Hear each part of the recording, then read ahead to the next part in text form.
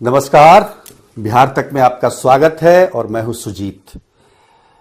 Patna high court में BPSC का मामला एक बार फिर टल गया है। ये तीसरा मौका है, तीसरा दिन है बल्कि, जबकि सुनवाई टली है।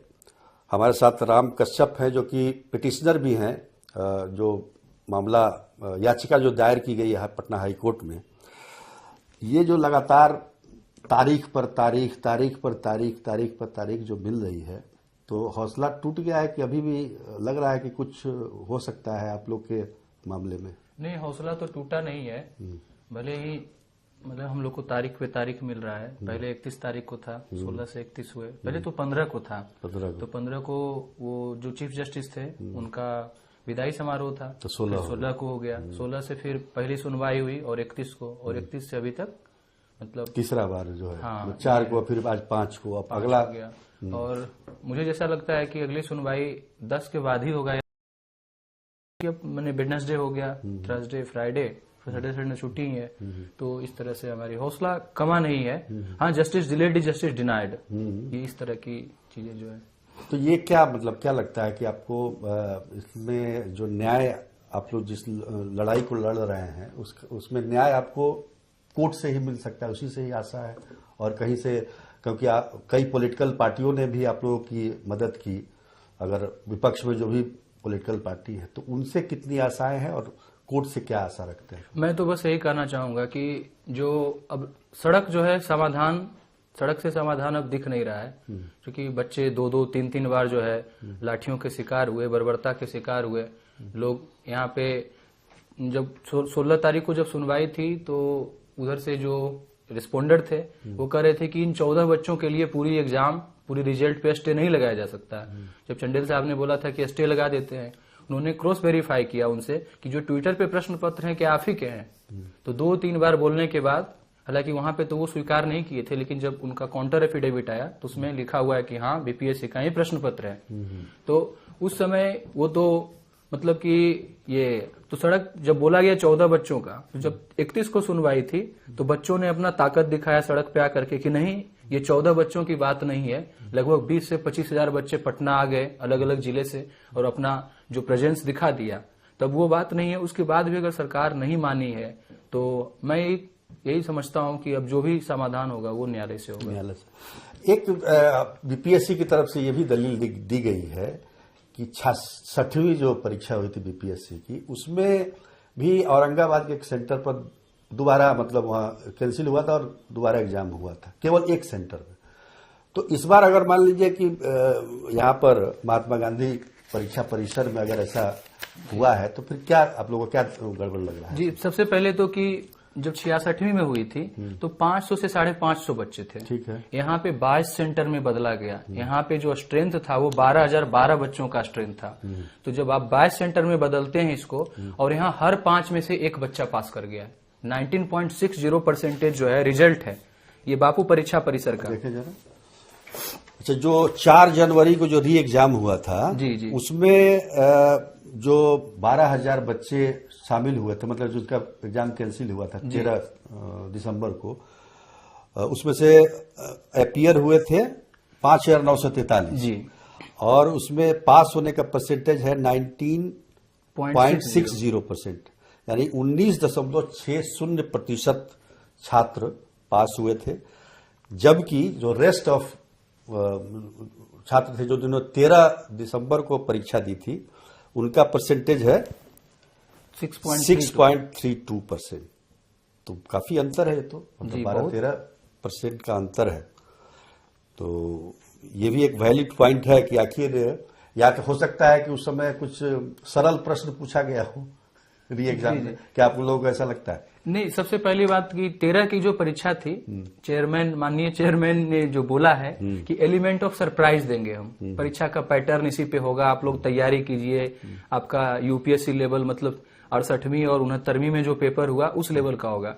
जब हम लोग पेपर देने गए तो सही में एलिमेंट ऑफ सरप्राइज था, पूरे फैक्ट थे, हल्का हल्का प्रश्न पत्र था जैसे रेलवे ग्रुप डी में होता है। अब इन्होंने पूरा का पूरा रिजल्ट के साथ केवल रिजल्ट नहीं दिया, पूरा एनालिसिस कर दिया 3 पन्नों में कि 120 नंबर लाने वाले मात्र एक बच्चे हैं, वो भी बच्चा गर्दनी बाग का।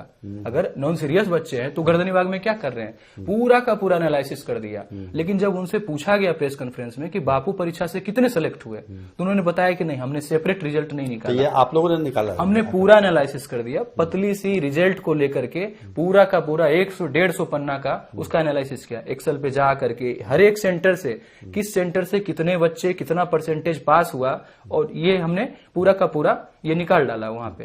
तो यहाँ पे जो दिखता है कि 13 तारीख के लिए मानते हैं कि एलिमेंट ऑफ सरप्राइज था, पेपर फैक्चुअल थे, ग्रुप डी टाइप के पेपर थे, जो बच्चे सीएससी का तैयारी करेंगे, सिविल सर्विस एग्जामिनेशन का, उनके लिए सही में। लेकिन जब 4 तारीख में बच्चे जब बैठ रहे हैं तो आप समझिए रोल नंबर भी सेम ही था, जो 13 को रोल नंबर था वही 4 तारीख को रोल नंबर बना, वही रोल नंबर, और वही 22 सेंटर में कन्वर्ट हुआ। यानी बच्चे को पहले से पता था कि हमको कहां कहां बैठना है, पहली बात। दूसरी बात कि पेपर आसान है, 3 क्वेश्चन रिपीटेड है जो कि लगाए हैं काउंटर एफिडेविट में भी, इससे पहले भी, जिसको उन्होंने डिने किया है कि ये रिपीट नहीं है। उसके बाद अभी भी 13 तारीख के प्रश्नों में से 14 प्रश्न अभी भी गलत हैं। मतलब एक्सपर्टाइज क्या है बीपीएससी का, आप समझ सकते हैं कि 150 प्रश्न बनाते हैं, 4 उन्होंने डिलीट किया, 18 प्रश्न पत्र का गलत होना, मतलब ये तो रिपीटेड ऑफेंडर है। मैं तो कहता हूं बार बार, जैसे कि रिपीटेड ऑफेंडर को कड़ी से कड़ी सजा देते हैं, बीपीएससी को भी कड़ी से कड़ी सजा मिलनी चाहिए। बीपीएससी के तो चेयरमैन की नियुक्ति पर ही सवाल उठने लगा है, सुप्रीम कोर्ट में याचिका दायर की गई है, उसमें मांगना। ये बताइए कि जो 4 केसेस किए गए हैं हाईकोर्ट में, कौन कौन से हैं, इसको जरा। ये माननीय प्रशांत किशोर सर जो है इसमें हेल्प कर रहे हैं, आईवी गिरी सर बीपीएससी वाले जो हैं उस केस को लीड कर रहे हैं, और भी एक एनएचआरसी वाला है, जिसे कुछ लड़कियों को कुछ लड़के को इतना मार लगा है, मतलब मैं उनका डॉक्यूमेंट भी लाया हूं, शायद यहाँ पे होगा, डॉक्यूमेंट बैग में है। तो नसीम अंसारी है, अल्पना है, खुशबू है, इन लोग को बहुत मार लगा है। तो इन लोग के लिए कंपनसेशन के लिए, तो ये दूसरी केस हो गई बीपीएससी को छोड़ करके। तीसरी केस है कि नामजद करके जिन अधिकारियों ने 29 तारीख को बर्बरता पूर्वक लाठियां चलाई है, चाहे स्वीटी शहरावत हो, और मैं दूसरे का नाम नहीं लूंगा, ठीक है, उनको नामजद करके जो है उनको अकाउंटेबल बनाया जाए। उसके बाद आपका हो गया कि जिन पे एफआईआर हुआ था उनके क्वेश्चन के लिए, मतलब आप करना क्या चाहते हैं, आपका इंटेंशन बताता है। बच्चे किससे लिखा हुआ है कि एंटी सोशल एलिमेंट है, कैसे है? अगर सरकार ही कुछ की है, आयोग ही कुछ की है, सरकार का ही तंत्र है, अगर उसी से हम डिमांड कर रहे हैं तो कहां एंटी सोशल की बात है? लेकिन आप लोग, हमको लगता है कि 48-50 दिन हो ही गया होगा। हाँ, 50 दिन से ऊपर हो गया धरना प्रदर्शन करते हुए। तो फिर ये आप लोग की पढ़ाई पर इसका असर नहीं पड़ रहा है? क्योंकि आखिर कंपटीशन तो आते रहते हैं, हर साल, अगले साल भी आएंगे, तो इसमें क्या ऐसा है कि इसी को करना है? नहीं, बात इसी को नहीं है। जैसे जो ग्राउंड पे बच्चे हैं, जैसे मैं हूं और भी बच्चे हैं, सही में बता रहा हूं, उनका पढ़ाई मतलब किताब तो खुला ही नहीं है। मैं क्या बोलूं, मैं अच्छा छात्र रहा हूं, मैं एन कॉलेज में पढ़ा हूं, नवोदय विद्यालय का छात्र हूं, मैंने भी नेशनल यूथ पार्लियामेंट का मैं विनर हूं, 16 मुझे पार्लियामेंट में सम्मानित किया गया है, तो मैं भी हूं। लेकिन अब इतने चीज को आप हैंडल करते हैं, लीगलिटीज वाला जो कर रहे हैं, उसमें सही में बच्चों का पढ़ाई जो है हैम्पर हुआ है। लेकिन हाँ, अगर दूसरा देखें, जो बच्चे ट्विटर पे इस तरह से हम लोग को हेल्प कर रहे हैं, वो पढ़ रहे हैं, हम लोग भी अब पढ़ेंगे। जब लीगल मामला हो गया, जब काउंटर एफिडेविट का हम जवाब दे दिए, तो हम भी अब अपना पढ़ेंगे। लेकिन छोड़ देना सोल्यूशन नहीं ना है, बार बार इसी तरह से सीटें आएगी, टीआरई 3। घर वालों का सपोर्ट मिलता है? जी नहीं, घर वालों को सपोर्ट नहीं मिलता है, क्योंकि मैं उस घर से नहीं आता हूं जहां पे मतलब धनाढ्य हो उस तरह का। तो लेकिन फिर भी अन्याय है, तो बस एक इथिकल तो टर्म है। अच्छा, ये बताइए कि बहुत सारे पॉलिटिकल पार्टियों ने आप लोग की मदद की, इसमें उसका कुछ खास फायदा आप लोगों को? नहीं, खास फायदा हुआ ऐसा नहीं है। सबसे पहले मैं बात करूं तो 48 घंटे तक मतलब कवरेज नहीं मिला, छोटे छोटे यूट्यूब वाले जो थे वो आए। 48 घंटा जब शाम हुआ, हम लोग 18 तारीख को शुरू किए, तो अगले 2 दिन का शाम जब हुआ तो तेजस्वी यादव जी का जो है ये वीडियो कॉल आया, वहां से अटेंशन मिलना चालू हो गया, अटेंशन मिला। उसके बाद आलोक मेहता जी 20 दिसंबर से, हाँ 20 दिसंबर से, उसी समय फिर आलोक मेहता जी आए, रोशन ये मुकेश रोशन सर आए, ये आए। सबसे पहला जो कोई आए वो थे आनंद मिश्रा सर, क्योंकि हम विद्यार्थी नहीं चाहते थे कि लीडर ऑफ अपोजिशन पहले आए, फिर इसको पॉलिटिकल रंग नहीं, सिंस आनंद मिश्रा जी मतलब कोई अभी मतलब एस्टेब्लिश नहीं हुए, तो वो आए और उनको बोला गया था कि आप एक गार्जियन स्वरूप आइए। जब अप्रोच हुआ तो गार्जियन स्वरूप आए, जैसे ही वो आए फिर हमने लीडर ऑफ अपोजिशन को अप्रोच किया, फिर वो आए, धीरे धीरे टेंशन बनते गया। पप्पू यादव सर आए, हम लोग के साथ सोए भी गर्दनी बाग में। उसके बाद फिर आना जाना लगा रहा, फिर पीके सर आए, पीके सर से हम लोग को बहुत हेल्प मिला है। मैंने बोलने का कोई भी कुछ बोले, जो दिख रहा है चीजें, अगर नहीं आते, हम लोग के पास फंड नहीं था, ना ही हम लोग के पास कोई लीडर है, लीडर होती तब हम लोग अच्छे से ले जाते। प्रेस पूछती है कि आपने इसको कैसे मेंटेन किया, हमने अपना फाइनेंशियल स्टेटमेंट भी रख दिया। मैंने ताज्जुब मानते हैं, 8,000 9,000 में 3-3 हजार बच्चे को हम मैनेज किए, क्योंकि हम जानते हैं दीन को तो बच्चे अपना खा लेंगे, बारात में थोड़े आए बच्चे, उनको कष्ट है तो वो आए। रात को गर्दनी बाग में खाने होना नहीं मिलता है, हम लोग लिट्टी वही 2-2 लिट्टी सबको देते थे, और इस तरह से कंबल चादर करते हुए जब ये गांधी मैदान चला गया तो ग्लोबलाइज हो गया चीजें। फिर से आरोप जब लगने लगे कि नहीं पॉलिटिकल हो गया, पॉलिटिकल हो गया, बच्चों ने फिर से प्रयास किया कि अब फिर से पॉलिटिकल नहीं। हम लोग चिराग पासवान सर के पास भी गए, वहां से भी राहुल गांधी सर से भी मिले, लीगल हेल्प का मांग किए, पार्लियामेंट में हमारी बात उठाई है। आज भी राहुल गांधी आए हुए थे पटना, आज आए हुए थे, बच्चों ने शायद अप्रोच किया है, लेकिन सक्सेस मतलब नहीं मिला, सफलता नहीं मिली है। जी जी। तो आपको लगता नहीं है कि अगर आप लोग खुद लड़ाई लड़ते हैं, पॉलिटिकल पार्टियों का उसमें जोर नहीं होता, तो ये लड़ाई किसी और ऊंचाई पे होती? सर इसको पॉलिटिकल पार्टी का रंग हम क्यों दें? छात्र तो सबके हैं, जिन्होंने हेल्प किया आकर के, इवन भाकपा माले वाले भी आए थे, वो भी हेल्प किए थे। तो यहाँ पे किसी एक को मतलब किसी को मतलब कैसे कह सकते हैं कि ये पॉलिटिकल हो गया? कोई किसी ने खाना दे दिया, मतलब नुकसान नहीं ना हुआ कुछ? नहीं, मुझे नहीं लगता है कि नुकसान हुआ है। अब जो सत्ता में पार्टी है अगर ये सोच ले कि नहीं हमें नहीं करना है, सिंस एंट्री हो गया। सत्ता के पक्ष से कौन आया? सत्ता के पक्ष से कल आए थे, मतलब मैं नाम उनका, हाँ प्रेम कुमार सर आए थे बस। और ऐसा कोई पॉजिटिव डेवलपमेंट, हालांकि काम कौन करेगा, सत्ता वाले लोग ही ना करेंगे, उनके पास पावर है, लेकिन मतलब दिलचस्पी उतना नहीं दिखाई है जो कि बहुत उम्मीद था। ओवरऑल बताइए राम कश्यप जी कि आपको क्या लगता है कि अगर मान लीजिए इतना प्रेशर के बाद भी आयोग ने री एग्जाम नहीं कराया, तो इसके पीछे की वजह क्या है बताइए? अब मुख्य वजह क्या आपको लगता है? अब जब तक चीजें निकल करके नहीं आती, लेकिन मल प्रैक्टिसेस हुए हैं और व्यापक तौर से हुए हैं, ऑर्गेनाइज्ड रूप से हुए हैं, क्योंकि आप एक परीक्षा परिसर में आप इस तरह से, और जो ऑर्डर में आया था, ऑर्डर में निकल करके आया कि 1 बजे प्रश्न पत्र बाहर आए, लेकिन मैं दिखाता हूं यहाँ पे केवल 1 बजे प्रश्न पत्र बाहर नहीं आए, प्रश्न पत्र 12:44 में बाहर आए हैं कुम्हरार के सेंटर पे। ये रोल नंबर है, ये कुम्हरार का रोल नंबर बापू परीक्षा का, और ये डिजिटल फुटप्रिंट इसका है, कुम्हरार का एक्सिस कोऑर्डिनेट ये है। और ये 12:44 कितने बजे से थी? परीक्षा थी आपका 12 बजे से, 11 बजे से एंट्री, उसके बाद एंट्री बंद है। तो ये पेपर कैसे आ गए? 12 से 2 पेपर हो रहा है। उसके बाद देखिए ये टेलीग्राम पे चला गया, टेलीग्राम पे ये चला गया प्रश्न पत्र, पूरा का पूरा प्रश्न पत्र का पूरा सेट है। और देखिए 11.5 मतलब 11,000 11,500 देख लिया लोग। आप समझ सकते हैं, आप आउट किसको बोलेंगे? जैमर लगातार ऑफ हो रहा है, बिजली कट रही है, सीसीटीवी काम नहीं करेगा।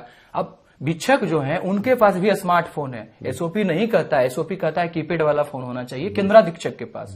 केवल वो जो ये आपका हो जाएगा टेबलेट से जो नहीं होता है, बायोमेट्रिक्स हुआ, उसके बाद फिर सारा का सारा। तो आप स्मार्टफोन वहां पे, गया का जो बच्चा है जो बोला था कि माइक से अनाउंस हो रहा है, वहां का सक्सेस रेट ज्यादा है। जमुई हाई स्कूल जमुई में जो बच्चे बोले थे कि ग्रुप में एग्जाम हो रहे थे, 7 बच्चा ग्रुप में एग्जाम, वहां का सक्सेस रेट ज्यादा है। सर्किट हाउस खगड़िया में बच्चों को बैठा करके जो स्पेशल ट्रीटमेंट दिया गया था, अदर 13 तारीख में जितने सेंटर पे एग्जाम हुए, अगर सारे सेंटर का हम देखें तो दूसरा स्थान उसका है, मतलब वहां से ज्यादा बच्चे सफल हुए। ये सब इंडिकेट, हमारे पास सीसीटीवी तो नहीं है, आयोग के पास है। आयोग अगर चाहे तो पूरा पब्लिक कर दे, दूध का दूध पानी का पानी हो जाएगा। मतलब आप ये मानते हैं कि आप लोग के पास पूरा सबूत है कि ये पेपर लीक हुआ है? देखिए सर, सबूत तो हमारे पास है, रिजल्ट भी रिफ्लेक्ट कर रही है। अब लेकिन बार बार यही ना आयोग की तरफ से होता है कि पर्याप्त सबूत नहीं मिल रहा है, इसकी वजह से हम लोग अब आयोग के अनुसार से पर्याप्त सबूत क्या है, पहले तो ये जानने का कोशिश करेंगे। अब बोल रहे थे कि केवल बापू परीक्षा में हुआ है, रामकृष्ण द्वारिका कॉलेज में बच्चे ग्रुप में एग्जाम दे रहे थे, उसका भी वीडियो माननीय न्यायालय में हमने डाला है कि बच्चे दे रहे हैं। नॉर्मलाइजेशन की जो मतलब रायता फैलाया गया यहाँ पे, नॉर्मलाइजेशन मतलब एक तथाकथित टीचर हैं, वो बोल रहे थे, उनका मीटिंग भी हुआ था, वो एग्जाम के नोटिफिकेशन से पहले बोल रहे थे नॉर्मलाइजेशन होगा, उसका वीडियो भी अवेलेबल है वहां पे। मतलब स्टेक होल्डर कौन है, हम छात्र हैं, आयोग है। अगर आपको बुलाना ही था तो अच्छे अच्छे प्रोफेसर को बुलाते, उनमें एक्सपर्टाइज है, आप उनसे पूछते। बिल्कुल। तो सारी दृष्टि जो है, सारी आशाएं पटना हाईकोर्ट पे है। हालांकि वहां पे लगातार तारीख पे तारीख मिल रही है, लेकिन संयम है, धैर्य है इन लोगों के पास, और वो ये जानने के लिए बेताब हैं कि पटना हाईकोर्ट इतने सबूत देने के बाद क्या निर्णय लेता है। इस पर बहुत कुछ निर्भर करेगा और उसी पर इनकी आशाएं बंधी हुई हैं। देखिए, सबसे एक मैं लास्ट जोड़ देना चाहूंगा, सबसे बड़ी बात यह है कि राइट टू इक्वालिटी आर्टिकल 14 और अच्छे तरह से आप एम्प्लॉयमेंट देते हैं नॉन डिस्क्रिमिनेशन करते हुए। तो सबसे पहले तो आर्टिकल 14 और 16 का घनघोर उल्लंघन किया आपने, तो कम से कम इसको मानिए, हमारी बातों को सुनिए, एक अच्छा एसओपी है आपका, उसको फॉलो करते हुए री एग्जाम करा लीजिए। चलिए, तो ये थे राम कश्यप, जो कि पिटिशनर भी हैं और अभ्यर्थी भी हैं, परीक्षा इन्होंने दी थी और चाहते हैं कि ये फिर से एग्जाम हो, और हाई कोर्ट के फैसले का इंतजार है इनको, इनके जैसे बहुत सारे अभ्यर्थियों को इंतजार है। तो देखिए हाई कोर्ट का क्या फैसला आता है। पहले सुनवाई तो हो जाए, उसके बाद ही फैसला आएगा, तो सुनवाई का हम इंतजार करेंगे। आज के लिए इतना ही, तब तक के लिए नमस्कार।